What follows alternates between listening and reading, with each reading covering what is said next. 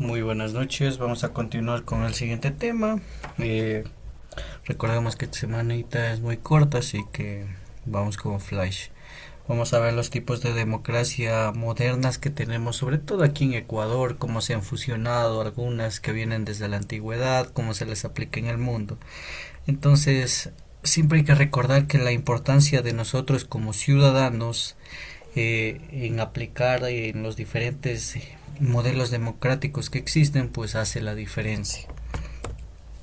¿Qué es la democracia entonces? Viene del griego demos y kratos, entonces es un sistema de donde el poder proviene del pueblo, porque nosotros somos los que elegimos, nos guste o no, formamos parte de esa elección, así haya yo votado por el contrario. Entonces siempre debemos ser tolerantes y aceptar esa decisión, más no dividirla como estamos hoy en día aquí en el país, lastimosamente.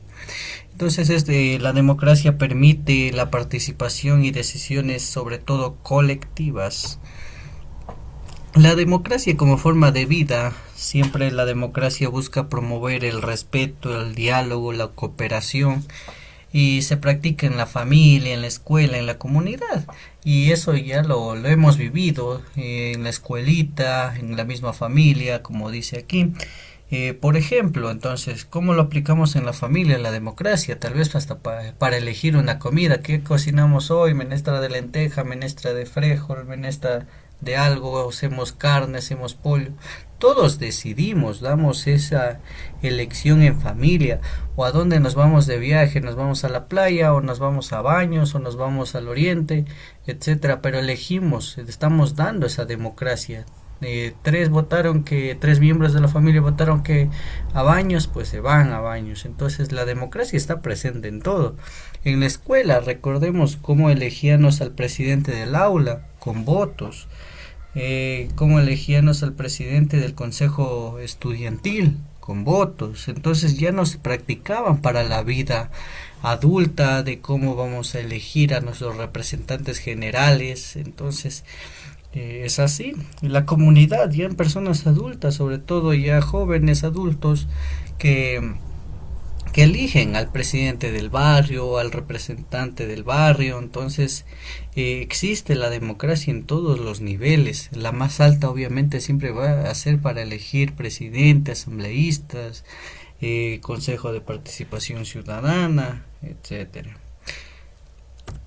La democracia como forma de gobierno, se organiza el poder bajo el Estado, y sobre esto está la Constitución del 2008. Entonces la Constitución del 2008 ha creado 5 poderes del Estado, que son está primero el presidente, la asamblea, el Consejo de Participación Ciudadana, el sistema judicial y el CNE, que es el Consejo Electoral.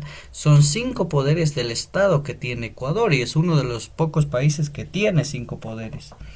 Entonces, gracias a esto, pues hay que verle la ventaja, se evita los abusos y que algún gobernante se quede por mucho tiempo más allá de lo que dicta la Constitución.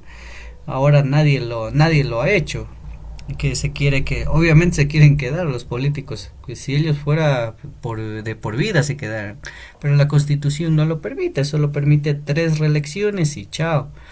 El único que por ahí se declaraba dictador, pero ya hace años, es José María Velasco Ibarra, que él sí se declaró 3 veces dictador, acabó 3 periodos y lo sacaron 2. Entonces sí, él era el único antes que se reformara la Constitución que logró ser un dictador, por decirlo así. La democracia obviamente va a incluir las elecciones, va a incluir las reformas de las leyes e instituciones dependiendo del nivel jerárquico del Estado. La primera tipo de democracia que tenemos es la democracia directa, que es donde los ciudadanos deciden sin intermediarios, es decir, usted es dueño de su decisión, no porque me dijeron que vote por él, es que me dijeron que vote por él, es que él me cae bien, es que él es mi favorito, etcétera, etcétera. Pero como es una decisión muy directa suya, debería ser un poco muy crítica, es decir, viendo que las propuestas sean lógicas, coherentes. Por ejemplo, yo recuerdo del debate presidencial que un político por ahí ofreció crear un tren bala de aquí a Riobamba.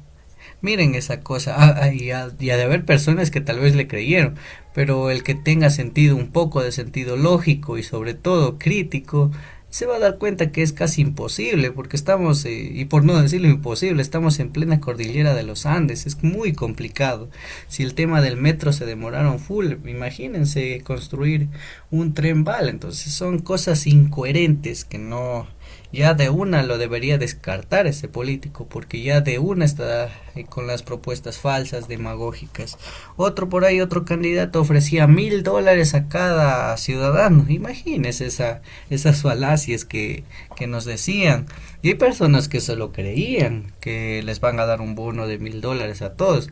Y es casi imposible. Somos 10 ya quitando a los niños, somos casi 15 millones de personas. Imagínense a $1,000, ¿de dónde va a sacar 1.500 millones de dólares solo para regalar? No, no se puede. Entonces, siempre hay que fijarnos en las propuestas que nos dicen esos candidatos. Los ciudadanos igual somos partícipes y ya lo vivimos hace 1 año y medio, creo que era el referéndum que planteó el señor presidente, el plebiscito donde ganó el no. Entonces nosotros decidimos y no hay como quejarnos porque son básicamente nuestras decisiones. Las ventajas de la democracia directa es que incluye mayor participación, porque aquí puede votar todos, así como lo tenemos hoy en día. Puede votar a la persona indigente, la persona que está en la cárcel, la persona que está así con nosotros de a pie. Básicamente todas las personas mayores de 16 años pueden elegir aquí en Ecuador. Y si es lo correcto o incorrecto, ahí podemos debatirlo, porque imagínese una persona que vive en la calle, es indigente, para mi criterio no tiene la capacidad de elección, porque ni siquiera sabe qué está eligiendo, ¿ya? Igual se debería, como en Grecia, se debería proponer un nuevo modelo de elección donde se vote segmentadamente, pero no se lo hace por temor igual a las represalias, porque recordemos que los que hacen paros son las personas que menos tienen y son las que más abundan. Entonces las decisiones con legitimidad siempre son difíciles y hay que fortalecer el sentido de pertenencia, y es por eso que siempre va a haber paros con este tipo de democracias, y nosotros aquí ya lo hemos vivido desde que volvimos a la democracia, desde Jaime Roldós. Las limitaciones de este tipo de democracias es que es difícil en poblaciones grandes, porque como ya sabemos que todos votan, cárcel, indigentes, personas con educación, sin educación, incompletas, etcétera, etcétera. Es muy fácil manipularlos emocionalmente. Si usted se ha dado cuenta, crean una canción, no, es que él sí era un buen presidente, tenía una buena canción, él era y etcétera, etcétera. Eso es manipulación emocional, pero a veces no nos damos cuenta por la falta de crítica que tenemos nosotros mismos.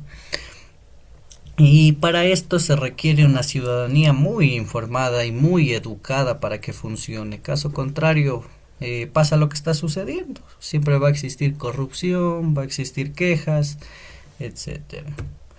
La democracia representativa, que es la más común en el mundo y es aplicada aquí en Ecuador en todos los niveles, es que los ciudadanos eligen a las autoridades. Nosotros los elegimos y no tendríamos por qué quejarnos de lo que elegimos, pero así es. No afrontamos las consecuencias. A veces decimos, no, es que yo no voté por él, pero ya somos un pueblo, estamos unidos todos ya. La decisión se respeta porque tuvo la mayoría. Debemos ser tolerantes y respetar la decisión y apoyar. Más no, aquí en Ecuador pues se ha dividido básicamente el país entre defendiendo políticos que ni siquiera conocemos. Entonces ahí viene más el problema todavía.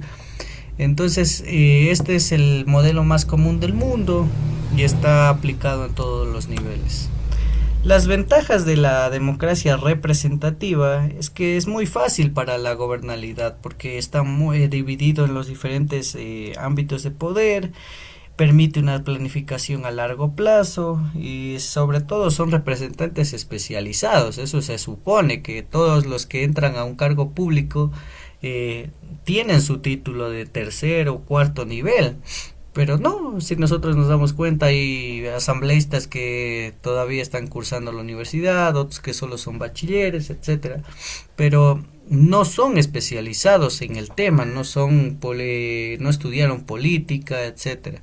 Entonces ahí viene esa desventaja porque no conocen lo que están haciendo, más van a como ovejas siguiendo lo que le digan y eso es lo malo porque no tienen criterio propio. Las limitaciones de este tipo de democracia representativa es que siempre va a existir la corrupción, por eso es que nosotros aquí, viva la corrupción, y no solo aquí en Ecuador, es en toda Latinoamérica y en países de tercer mundo, allá en África, etcétera. Siempre va a haber la corrupción porque existe esa desconfianza en las autoridades, la ciudadanía se distancia mucho del político porque ya los eligen, de ahí ya, chao, ni más asoman por las calles, ya no hacen propaganda, ya no regalan nada, ¿no? Solo en épocas de elecciones es como que aparecen y luego desaparecen. Entonces no existe esa conexión entre la ciudadanía y los políticos que están en el poder, en el gobierno. Entonces se distancian y existen los paros y por eso siempre va a haber paros en Latinoamérica. Si usted se ha dado cuenta, ahorita en Bolivia hay un paro, en Argentina hubo paro, en Chile igual hace 2 años. Entonces es casi común en este tipo de democracias que exista eso. ¿Por qué? Por la falta de gobernabilidad, porque a veces no elegimos con criterio, a veces solo nos dejamos llevar. Es que dice va a crear 500.000 plazas de empleo, va a subir el sueldo básico a 600 y etcétera, y nosotros bien creídos, y eso es lo malo porque no tenemos ese criterio propio de decir se puede, no se puede. Usted póngase en los zapatos de ese gobernante para decir ¿se podrá subir el sueldo? No, ¿es viable subir? No, entonces a veces hasta por lógica damos respuestas que al parecer para otras personas no lo son y siempre se discute. Por eso es que en los paros, en el último paro aquí en Ecuador ya ni funcionó. ¿Por qué? Porque los mismos representantes de la CONAIE, de los que hacían el paro, pues proponían cosas absurdas, como que querían subir el sueldo a 600. Suena bonito, pero de ahí en la práctica va a ser feísimo, porque luego sube la inflación, etcétera, etcétera, y nos vamos a dar cuenta nosotros mismos de eso que vivimos día a día.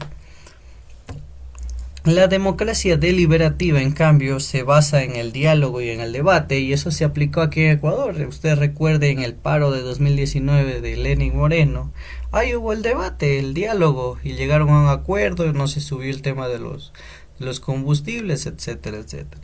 Pero aquí importa la calidad de los argumentos, es decir, dar cosas coherentes, exigir cosas, pero también dar de deber. Entonces, exigimos derechos, cumplamos con los deberes también. Y siempre vamos a buscar acuerdos razonables que tengan coherencia, porque no puedo decir voy a bajar la gasolina a $1 para que todos puedan, porque suena facilito decir el gobierno que subsidie, pero ¿de dónde saca ese dinero? Por eso se endeudan más, piden préstamos, porque hay mucho subsidio, pero a veces es muy necesario en algunas poblaciones, a veces no. Entonces sí, hay que saber argumentar, de ponerse a favor, en contra, etcétera. Las ventajas de este tipo de democracia, la deliberativa, es que promueve la participación informada, pues eso se supone. Por eso es que esa no se aplica casi en el tercer mundo, más sí en el primer mundo, porque ellos sí se informan antes de votar, sí ven las propuestas que sean coherentes, que sean lógicas, sobre todo, que se puedan cumplir. Entonces, si se promueve esta participación, si todo el pueblo está informado y sobre todo educado, va a reducir el conflicto, va a fomentar la cooperación, y es por eso que en países del primer mundo es raro que exista alguna propuesta. Una vez a los 20 años ha de existir una propuesta, una protesta, pero es raro en el primer mundo. Por lo que la mayoría de ciudadanos están educados y con criterio propio. Las limitaciones de este tipo de democracia es que requiere tiempo y eso es lo malo, que por eso siempre la mayoría se declaran dictadores, quieren pasar en el poder mucho tiempo y eso ha pasado. Países como Rusia, China, en Venezuela mismo, miren cómo llevan los presidentes mucho tiempo. En Rusia ya va casi 30 años, en China va 20 años. Requiere mucho tiempo este tipo de democracias para cumplir lo que se dio y necesita espacios adecuados, que esos países sí lo tienen y por eso sigue ese mandatario en el gobierno. Caso contrario ya lo hubieran sacado porque básicamente es un dictador. La demanda de educación cívica, esos países como Rusia, China, Corea del Norte, aunque parezcan muy autoritarios, son países muy patriotas. Ellos, el presidente les dicen, vamos a la guerra y se van. Aquí, bueno, hay, igual en China, toque de queda, no pueden salir y hacen caso, le hacen caso al presidente. Aquí no. Aquí, vuelta, si el presidente dice hay toque de queda, por ahí andan personas, caminan, no se les da lo mismo, no respetan. Cuando hubo la cuarentena también casi por ahí van caminando. Entonces nos falta educación, nos falta patriotismo aquí mismo en todos los países de Sudamérica. Entonces miren la diferencia entre el primer y tercer mundo. Entonces, el rol del ciudadano promedio de nosotros como ciudadanos de a pie es que hay que votar informadamente, no dejarse llevar por tal vez videos, comentarios que no son propios, que no los discerní yo. Entonces, yo debo ser crítico y elegir con lógica y coherencia las propuestas. Este candidato tiene buenas propuestas, pues lo voy a seguir tal vez. Y sobre todo son coherentes y lógicas y se las puede cumplir. Y el resto descarto. Pero si ninguno me da propuestas, no es que ninguno da, voy a votar por el menos malo, saben decir. No, entonces, para eso está el nulo. Por eso aquí en Ecuador existe el 2% de nulo en todas las elecciones, porque solo el 2% de la población de todo el Ecuador está educada. El resto les da lo mismo prácticamente. Van a votar por obligación y por el certificado, nada más. Y votan por populismo, etcétera, etcétera. Solo aquí el 2%. Por eso siempre los estudiadores siempre se fijan en eso, en el nulo, cuánto votan, ya de subir a 3%, 4%, hasta que supere el porciento de nulos. Vamos a ver tan educada está la población hoy en día, porque aquí en Ecuador todas las propuestas que han dado todos los candidatos han sido pura demagogia, han sido falacias. Entonces, yo, por ejemplo, yo voté nulo en las últimas elecciones. Entonces, ¿por qué no? Porque no hay coherencia en ninguna de las propuestas de toditos. Nadie dijo algo coherente, nadie ofreció algo que se pueda cumplir. Por eso ahorita es igual, están enojados porque no cumple. Pero eso ya se venía a venir, porque esas propuestas que daban eran ilógicas. Entonces, siempre usted fórmese, edúquese y se va a dar cuenta de qué propuestas son buenas, malas y así. Siempre hay que exigir transparencia, siempre que hay que participar activamente en toda la vida política que se pueda. Los mecanismos de participación que existen, la consulta popular, ya hemos participado, los que son de 16 años en adelante la han hecho. Existen los cabildos para los alcaldes, las audiencias públicas en los barrios, los presupuestos participativos en las comunidades, iniciativas ciudadanas, eso ya es de grupos, hasta el grupo de danza que forman por ahí en el barrio, eso es una iniciativa ciudadana. La democracia y la tecnología, sobre todo acá desde el siglo XXI, del año 2000 para acá, las redes sociales han acelerado la participación. Y ahora es por eso que los políticos ya ni salen a la calle, la mayoría. Hacen solo videos para TikTok, videos para Facebook, tratan de hacer publicidad por las redes sociales, porque saben, son conscientes ellos que el voto joven está ahí. Casi la mayoría de votos, el que gana el voto joven va a ganar las elecciones y por eso es que ahora estos años solo TikTok, solo Instagram, solo Facebook han pasado, que ya casi ni salen. Acuérdese cómo era hace 20, 30 años, el papá de Novoa llegaba a regalar colchones, regalaban camisas, regalaban un montón de cosas regalaban. Ahora no, casi las camisetas con las justas regalan, de ahí nada más, de ahí TikToks, Facebook, Instagram y nada más, porque saben que ahí está el foco. Entonces el 70% de los jóvenes decide según el contenido digital que ve. Los jóvenes somos muy manipulables, lo que vemos ya lo tomamos como hecho y ahí está la preocupación porque debemos discernir esa información. Los desafíos actuales: hay que eliminar la desigualdad social, la desinformación, la desconfianza en las autoridades y sobre todo bajar el que me importismo de los jóvenes, porque dicen, un voto igual ahí, igual van a robar, ¿sabes? Decir, entonces quitar esa baja participación juvenil y hacerla más un poco informada. Entonces, como conclusión, la democracia moderna combina estos tres tipos de democracia, pero usted siempre se tiene que poner en el lado de una para ver qué tendencia tiene. Entonces, ser ciudadana siempre va a implicar responsabilidad. Listo. Como debercito número 2, usted va a explicar cuál de esas tres democracias es más útil para el Ecuador. O si las fusionaría las tres, no sé. Ahí bueno, me pone un ejemplo de cómo usted aplicaría en caso de ser presidente usted o alcalde, etcétera, etcétera. Pero ¿qué democracia utiliza usted? Ese es el debercito. No sé si existan algunas preguntas o cuestionamientos. Listo, entonces nos vemos el día de mañana. Que tengan una excelente noche.